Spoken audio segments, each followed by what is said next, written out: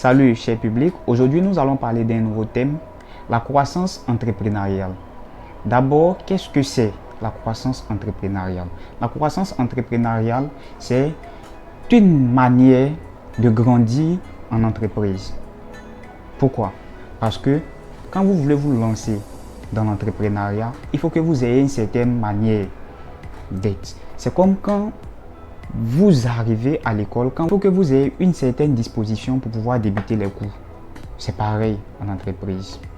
En entreprise, comme je vous l'ai dit la dernière fois dans ma vidéo précédente, c'est pas parce qu'on a de l'argent qu'on va se lancer dans l'entrepreneuriat, non. C'est pas parce que aussi j'aime ce que l'autre fait que je vais me lancer là-dedans, non. L'entrepreneuriat doit venir de nous-mêmes. C'est-à-dire, tout doit débuter par nous-mêmes. J'ai une passion. L'entrepreneuriat doit être une passion. Certes, ça peut être aujourd'hui un objectif à court terme. Peut-être j'ai des difficultés aujourd'hui pour subvenir à mes besoins. Donc, je me permets de mener une activité peut-être pour pouvoir m'en sortir. Donc, aujourd'hui, je n'ai pas d'objectif entrepreneurial. Non. Tout mon objectif, c'est de mener cette activité et m'en sortir avec quelque chose. C'est ça mon objectif premier aujourd'hui. Mais vous allez voir que quand vous allez vous lancer dans l'entrepreneuriat, au fur et à mesure que vous allez avancer, vous aurez d'autres objectifs qui n'auront rien à voir avec votre objectif premier. Et c'est là commence vraiment votre mission dans l'entrepreneuriat. Au début, c'était juste que pour vous nourrir. C'était juste pour vous nourrir. C'était juste pour subvenir à vos besoins. Mais après, vous allez voir qu'il y a d'autres activités, il y a d'autres manières, d'autres objectifs qui vont commencer à se créer dans votre milieu de vie.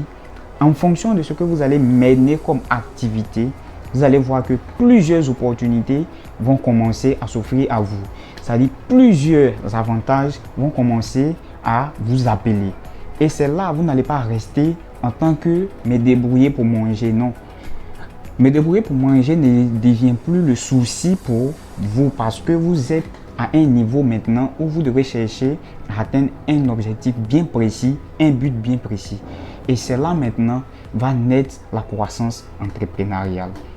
Qui parle de croissance entrepreneuriale parle des bases d'abord. Parce que si tu n'as pas les bases, comme je vous l'ai dit, je vais toujours vous le dire, si vous n'avez pas de base et que vous vous lancez dans l'entrepreneuriat, c'est comme si vous-même vous partez à votre propre faillite. Ça, je vous l'ai dit. Dans l'une de mes vidéos, je vous ai parlé de ça. Les 5 caractéristiques pour débuter une entreprise. Pour ceux qui n'ont pas encore regardé la vidéo, vous pouvez toujours les regarder mes vidéos passées. Surtout la vidéo sur les bases de l'entrepreneuriat. Une fois que vous avez ça maintenant, une fois que vous avez ces bases, vous allez penser maintenant à la croissance entrepreneuriale. Et la croissance entrepreneuriale, il faut savoir que ça doit provenir de quelque chose. Il faut prendre par exemple un objectif. Qui veut grandir en entreprise doit avoir un mentor, doit avoir sur le marché des partenaires. Et c'est ça. Croissance, ça ne veut pas dire courir en entreprise. C'est deux thèmes différents. Généralement, ceux qui courent dans l'entrepreneuriat ne grandissent pas. Pourquoi? Parce que ils ont l'habitude de concurrencer. C'est comme vous prenez par exemple des cyclistes. Celui qui a la tête de la course n'est pas forcément le vainqueur à la fin. Non. Et dans le peloton, vous allez voir que au début, le gars ne se fait pas voir, ne se fait pas sentir. Au début, il reste à la queue du peloton et au fur et à mesure qu'il avance, vous allez voir, au fur et à mesure, il va puiser son lui-même pour remporter cette course. Et c'est comme ça se passe. L'entreprise, c'est comme ça, c'est des stratégies. Il ne s'agit pas de courir. Quand il s'agit de marcher, marchez avec le public. Quand il s'agit de courir, courez avec le public. Ne courez pas là où il s'agit de marcher et ne marchez pas là où il s'agit de courir. Et quand vous faites ça, vous avez l'impression de grandir, vous avez l'impression d'être au-dessus de tout le monde. Mais en vérité, vous partez à votre propre faillite parce que où vous allez arriver, la course que vous avez menée, arriver à un certain niveau, vous n'allez pas accepter de redescendre, être au même niveau que les autres. Et c'est là que vous allez commencer à puiser dans toutes les banques possibles pour pouvoir vous mettre à l'aise. Et arriver à un certain moment, vous allez voir que la pression sera énorme sur vous. Vous n'allez pas pouvoir supporter ces pressions. Et c'est là maintenant la déception va commencer à s'installer dans votre vie. Voilà. Juste pour vous dire que en entrepreneuriat, il faut avoir ses objectifs. Et comment d'abord débuter en entreprise? En entreprise, il faut d'abord réfléchir. Un entrepreneur, c'est quelqu'un qui réfléchit. Il réfléchit beaucoup. Et au sortir de ses réflexions, il doit pouvoir émettre des hypothèses de projet. Ça veut dire, dans un premier temps, je réfléchis sur quoi entreprendre. Et une fois que j'ai une idée de sur quoi entreprendre, à partir de cette réflexion, je dois être capable d'émettre des hypothèses de projet. En commençant tout d'abord à ce qui va vous permettre de pouvoir vous installer dans l'immédiat et à réaliser les autres dans un futur proche ou même dans un futur très lointain. C'est ça l'objectif en fait.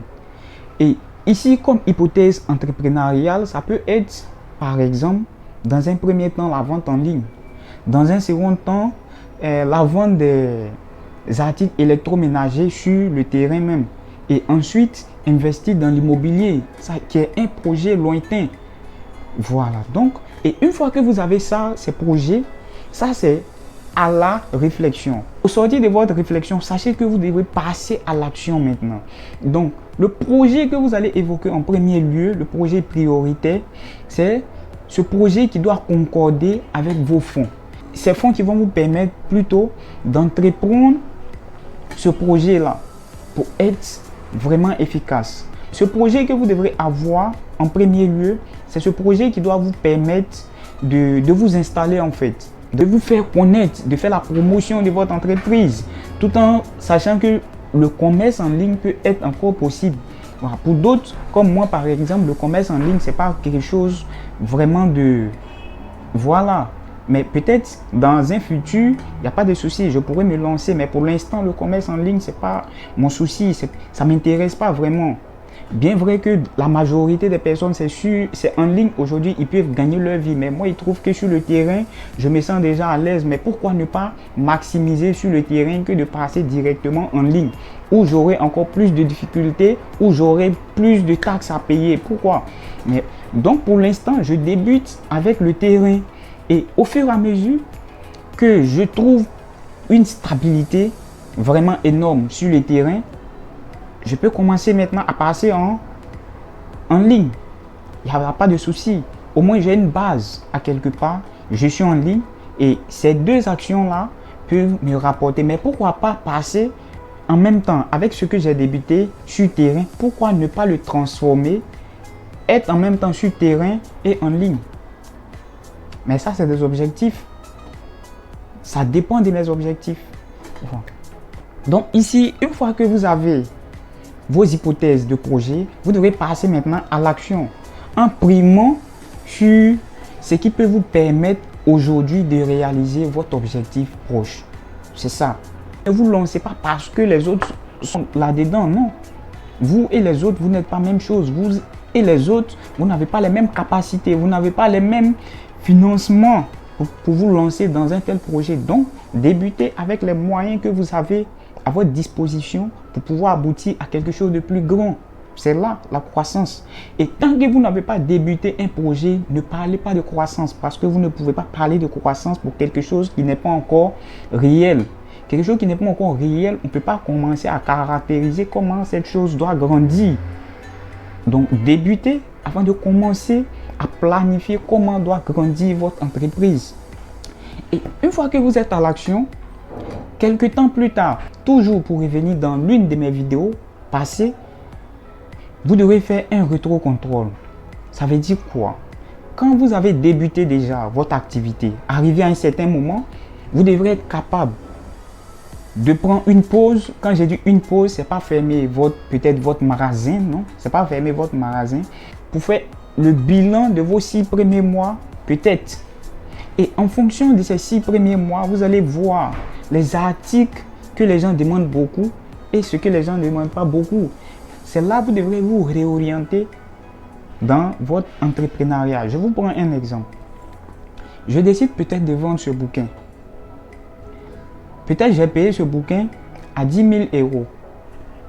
Je décide de vendre le bouquin à 25 000 euros. Ça me rapporte beaucoup. Ça me rapporte énormément. Ça dit 150%. À la suite, je décide de payer ce stylo que vous voyez en main et de le revendre au magasin. Peut-être je l'ai payé à 15 000 euros et je vais le revendre à 20 000 euros. Vous trouvez que en achetant ce bouquin qui est moins cher et le revendre à 25 000 euros, j'aurai plus de bénéfices par rapport à cet article. Mais le constat est que ce stylo, par jour, j'arrive à vendre peut-être 4. Mais ce bouquin, peut-être je vais mettre 2 à 3 jours pour vendre un bouquin. En achetant ce stylo qui est plus cher et le revendre à un prix moins cher par rapport à ce bouquin, je perds par rapport à ce bouquin. Mais tenez compte de la réalité du terrain. Le terrain est que ce bouquin, je mets 2 à 3 jours pour le vendre.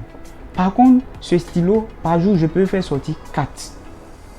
Mais au début de votre activité, c'est que vous avez privilégié les bouquins par rapport au stylo. Donc, au bout de vos 6 premiers mois, c'est de faire le bilan de telle sorte à savoir que ce stylo, il sort plus que ce bouquin qui se trouve dans ma main. Et c'est là maintenant que vous devrez réorienter vos commandes en mettant l'accent sur ces stylos qui va vous rapporter plus par rapport à ce bouquin. Parce que par jour, vous arrivez à faire sortir 4 de ces stylos.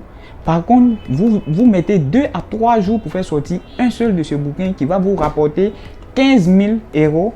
Par contre, quand vous faites sortir un de ce stylos par jour, ça vous rapporte 5 000 euros comme bénéfice.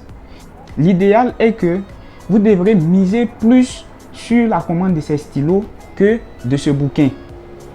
Et quelqu'un qui arrive à faire la part de ces choses va sûrement grandir en entreprise. Maintenant, les articles qui ne sortent pas de votre entreprise, il ne s'agit pas de les bannir de votre entreprise, non. Il s'agit de trouver une alternative pour pouvoir multiplier les articles dans votre magasin en misant plus sur les articles qui sortent, donc les articles de tendance. C'est ça. Quelqu'un qui veut grandir, c'est comme ça il faut réfléchir. Voilà pourquoi je vous dis à chaque fois qu'un entrepreneur, ça réfléchit, un entrepreneur, ça grandit psychologiquement. Et quelqu'un qui n'a pas cette grandeur, quelqu'un qui n'a pas la capacité de réfléchir, de grandir psychologiquement, ça sera compliqué pour lui de devenir un entrepreneur professionnel. Ce n'est pas facile. Aujourd'hui, je vais vous parler du cercle entrepreneurial que vous aurez peut-être du mal à voir ici. C'est ce que je vous ai dit tout à l'heure. Le cercle entrepreneurial, c'est que vous devez passer d'abord à la réflexion. Ensuite, après la réflexion, passer à l'hypothèse de projet. Après l'hypothèse de projet, au moins à ce niveau-là, évoquez au moins 3 à 4 hypothèses de projet. Après maintenant, ces projets, vous devrez passer maintenant à l'action. Mais quand vous passez à l'action, ce n'est pas pour débuter tous ces projets que vous avez évoqués ici. Non, c'est de débuter les projets qui pourra vous permettre d'avoir une place, un local pour exercer plus tard les projets que vous envisagez. Et une fois que vous êtes à l'action maintenant, au bout de 6 mois plus tard, voire même 1 an plus tard, vous devrez être capable de vous asseoir, faire un bilan sur tous les articles de votre magasin. Et après bilan maintenant, c'est là qu'il faut se lancer réellement parce que vous connaissez les articles plus ou moins qui sortent et les articles qui sont un peu stockés pour des longues périodes. Quand vous avez la coupe entrepreneuriale, ça veut dire que vous avez déjà mis sur place quelque chose de grand. C'est ça l'objectif. C'est que vous avez mis quelque chose de grand sur place qui peut vous permettre de subvenir à vos besoins et aussi de penser à la croissance entrepreneuriale. Et c'est quand l'idée de grandir vous vient en tête. Il ne s'agit pas de rester toujours là à assurer ses besoins en fonction de ce que vous avez sur le terrain. De là maintenant, vous devez penser à la courbe entrepreneuriale, à la courbe de croissance en entreprise. Voici comment la courbe de croissance est. Et cette courbe de croissance, vous voyez des zones de turbulence, donc des zones de cisaillement. Ça traduit quelque chose. Ces zones de cisaillement, c'est pour dire en entreprise, vous n'allez pas avoir une courbe de façon continue, c'est-à-dire une courbe sous forme de ligne droite. Ça sera compliqué. Certains peuvent avoir, mais c'est rare, très rare, parce que ceux qui entreprennent, c'est des personnes souvent même qui arrivent à faire des nuits blanches parce que c'est compliqué, parce qu'ils n'arrivent pas à s'en sortir, ils ne savent pas comment s'en sortir et c'est vraiment énorme. Donc pour quelqu'un qui entreprend et arriver à des niveaux où il voit que sa courbe commence à trébucher, il ne doit pas se décourager. C'est là qu'il va prendre courage et se relancer, trouver les moyens efficaces à sa disposition pour pouvoir être au niveau où il était. S'il ne peut pas aller de l'avant, pour être au niveau où il était, il ne s'agit pas de te laisser voir par la population.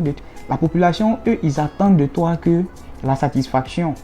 Voilà, ils attendent à ce que tu les satisfais. Ils s'en foutent de ce que tu as comme difficulté en entreprise. Ce n'est pas leur problème. Et quand tu commences à fermer ton entreprise, c'est ces clients-là qui reviennent vers toi, même t'insulter. Parce que ce qu'ils cherchent, ils n'ont plus cette possibilité. Tu les as habitués à rester dans un cadre, ils comptent sur toi. Mais donc quand tu commences à trébucher, ce n'est pas leur souci. Tout ce qui les énerve est que tu les as blagués. De mieux, c'est de ne pas commencer, mais tu as débuté. Tu les as habitués à un lieu. Arrivé à un certain moment, vous fermez le coin, vous abandonnez. Ça devient énervant. Non pas pour vous, mais pour les autres. Et une fois que vous avez cette courbe de croissance, comme je vous l'ai dit, vous voyez ici, il y a des zones de turbulence. Et ces zones de turbulence, vous allez voir que ça traduit quelque chose de bien précis. C'est vos zones de chute. Voilà. Pour ceux qui ne voient pas, excusez-moi, vous voyez les zones de chute ici. Donc les parties où vous voyez des cisaillements là, c'est des zones de chute.